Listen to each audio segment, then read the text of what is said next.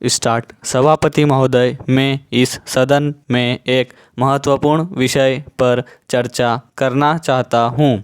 मेरे सभी माननीय सदस्य इस बात से अच्छी प्रकार परिचित हैं कि आज देश की सामान्य दशा ठीक नहीं है।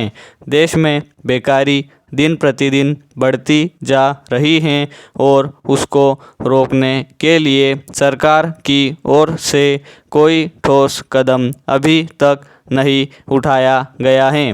वैसे भी सरकार के सामने इस अवसर पर कई समस्याएं हैं, जिस कारण वह बेकारी को दूर करने के कार्यक्रम पर कोई ध्यान नहीं दे पा रही है।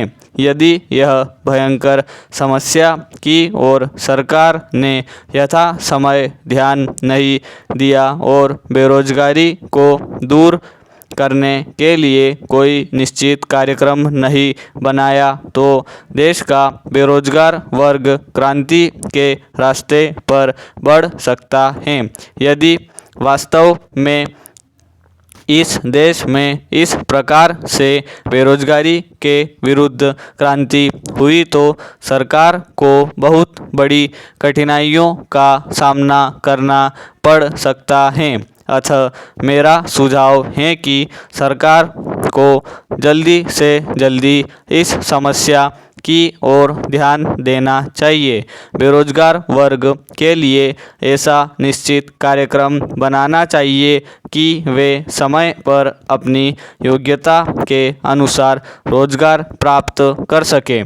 यदि सरकारी सेवाओं में सभी शिक्षित बेरोजगारों को स्थान नहीं भी मिल पाता है तो उनके लिए कुटीर एवं लघु उद्योग स्थापित करके काम के अवसर बनाए जाने चाहिए। यही नहीं, शिक्षा प्रणाली में भी उचित परिवर्तन करने की आवश्यकता है। भारत जैसे देश में ऐसी शिक्षा दी जानी चाहिए ताकि युवा वर्ग कुटीर उद्योगों तथा लघु उद्योगों में रुचि ले सकें और तकनीकी काम में भाग लेकर बेरोजगारी को दूर करने के साथ साथ देश को संपन्न बनाने में भी अपना योगदान दे सकें। Paragraph change. महोदय, अब मैं देश में फैले भ्रष्टाचार की ओर आपका तथा सदन में उपस्थित माननीय सदस्यों का ध्यान आकर्षित करना चाहता हूँ। आप सभी सदस्यों को मालूम ही है कि आवश्यक वस्तुओं के मूल्यों में लगातार वृद्धि होती जा रही है।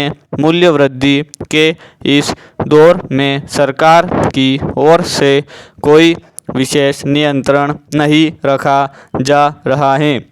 परिणाम स्वरूप देश की जो आम जनता है उसे बड़ी परेशानी का सामना करना पड़ रहा है। व्यापारी वर्ग मुनाफाखोरी की तरफ बढ़ता जा रहा है और आम जनता महंगाई से दबती जा रही है। यही नहीं, लोगों के पास आवश्यक वस्तुओं को खरीदने के लिए भी पैसा नहीं है। गरीब लोग अनाज के अभाव में भूखे मर रहे हैं। स्टॉप।